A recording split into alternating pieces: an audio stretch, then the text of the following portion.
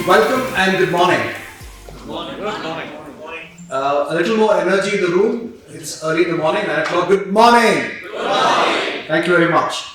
There's going to be a lot of discussions, a lot of interesting interactions, so I don't want to get into elaborate welcome address, but I wanted to start with a picture and I wanted to have a look at this and what do you think comes to your mind? Any reactions? What do you see here? Why this picture? Dog is operating airplane. Dog is operating aeroplane, okay. I think that is pretty straightforward. My friends, anything else? Any reaction that comes to your mind? Any thoughts? Destination. Sorry? Destination. Destination. Okay, very good. Well, what I wanted to relate with this photograph is this is probably our future. And I'm told that in the future, in the cockpit, there's going to be a pilot and a dog. And the job or the instruction given to the pilot is not to touch anything. And if he touches anything, the dog is trained to bite him. Okay? So, this probably is where we are going with all the, so much of changes happening around us, chat GPT and artificial intelligence and everything. We are probably left wondering whether these changes that are happening at a stupendous pace around us are these opportunities or these challenges really.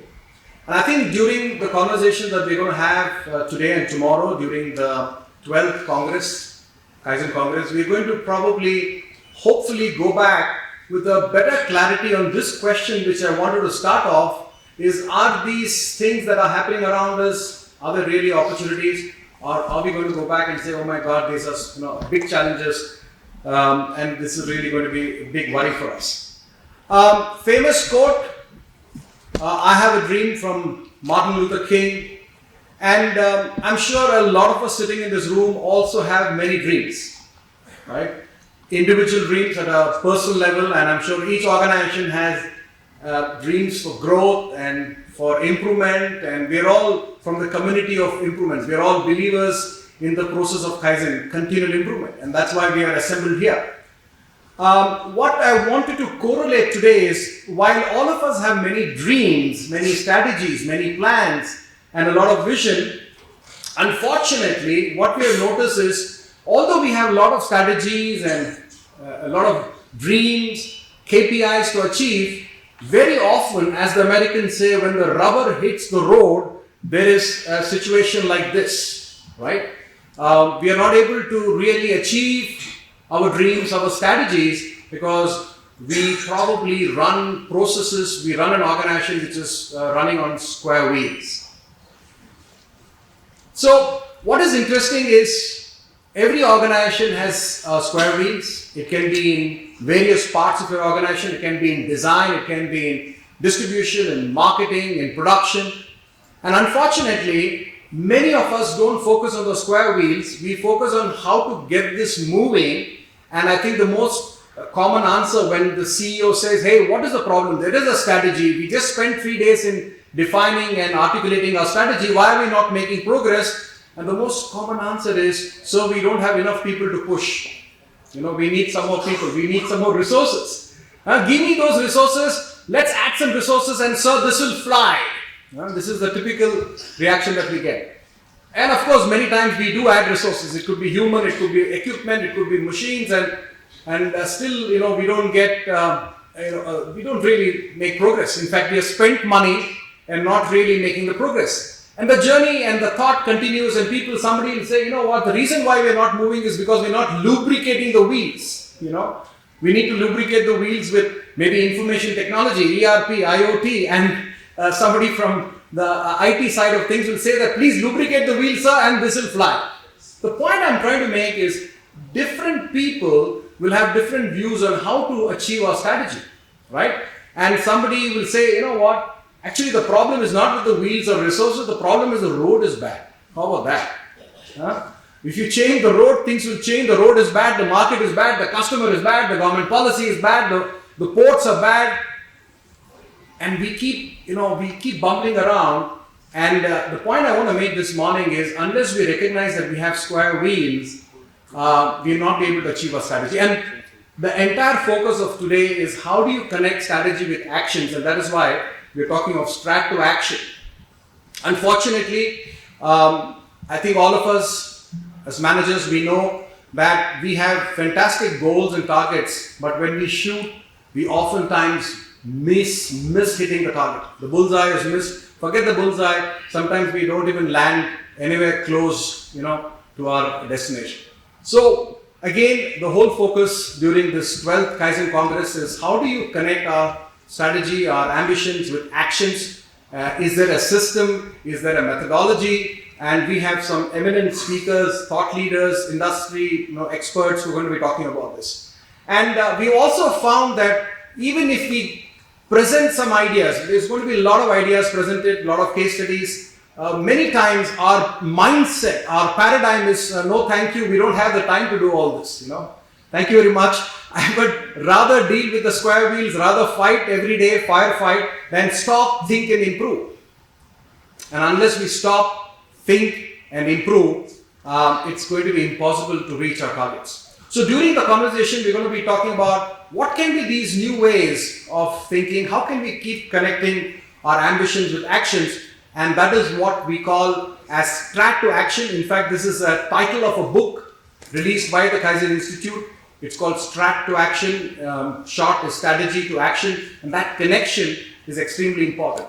And I will just take a quick moment to explain that very often the tragedy is either we have strategy or we have a lot of actions, the connectivity is missing, and I'm sure our speakers today will appreciate and try to bring that connection. So welcome again, it's my absolute pleasure. My name is Jayanth Murthy, I'm part of the Kaizen Institute. It's my pleasure to welcome you to the 12th Kaizen Congress. Actually, we started this as the Kaizen Mela several years ago, but we converted it into the Congress because the Kaizen Congress is the brand that we use across the world.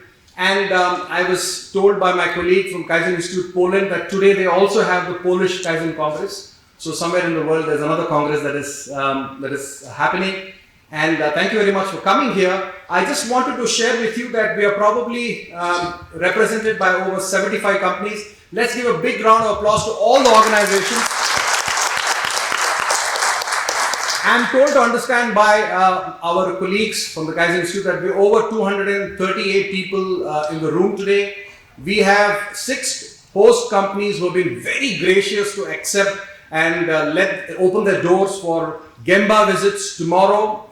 More information about that. And we have over 30 case studies being presented after the tea break in parallel rooms. You'll be informed, and we have the national case competition that goes on. The Kaizen Congress has always had 3 pillars, and let me take a moment to explain the 3 pillars. We call it learn, share and see. Learn is basically what we're going to do during the day when we have keynote speakers. We have a masterclass run by Gopal San on strat to action, and we have a panel discussion. So there are a lot of opportunities to learn. The share is the case study track where companies are sharing the good practices and competing for a prize, for a recognition. And tomorrow is the track where we call it a C, where we have 6 host companies opening up their doors for to go and see, because a lot of people they want to go and see. I would like to specifically recognize some very eminent personalities that we have with us this morning. We have Professor Ravi Chandran, who was associated with Lucas before, so thank you very much for coming. We have the TQM legend, Mr. L. Ganesh, who is the Managing Director of Rane Group. Along with him, we have Rajesh, who heads the TQM and the corporate services. We have from Amul, Mr. Pani, welcome sir. And we have Jaideep from Cummins. I'm not sure whether he's coming yet, but these are some of the people who will be adding a lot of light to our discussions moving forward. I also wanted to thank the 6 host companies. We have 120 participants. In fact, we've had a sweet problem from the past 2-3 days. We've had this never-ending rounds of calls from our clients and other people saying, please get us on to the Congress, please give us 2 passes for the Gemba visit. but we are full up, and it was really very difficult to accommodate more requests. It has been a really an overwhelming response. Thank you very much for that response.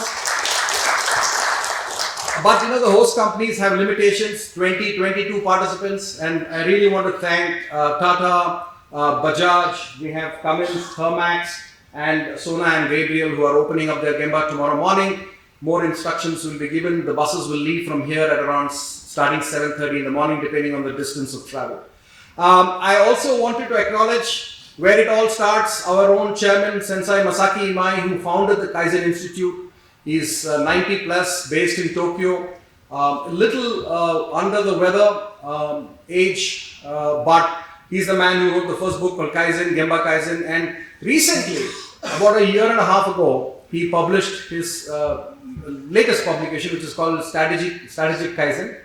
And it is because of the work that he did that the Kaizen Institute operates in 60 countries today. And of course, we started operations in India more than 22 years ago. I wanted to end by requesting you to reflect on this very interesting quote, which is, I think, very relevant. And it says, it is not the strongest species or the most intelligent, but it is those who are most responsive to change who will thrive despite all the challenges. They are the people who will take the opportunities and convert them into strategic victories. Thank you very much for your attention, and again, welcome. And with this, I would request Mr. Grover to take over. Thank you very much.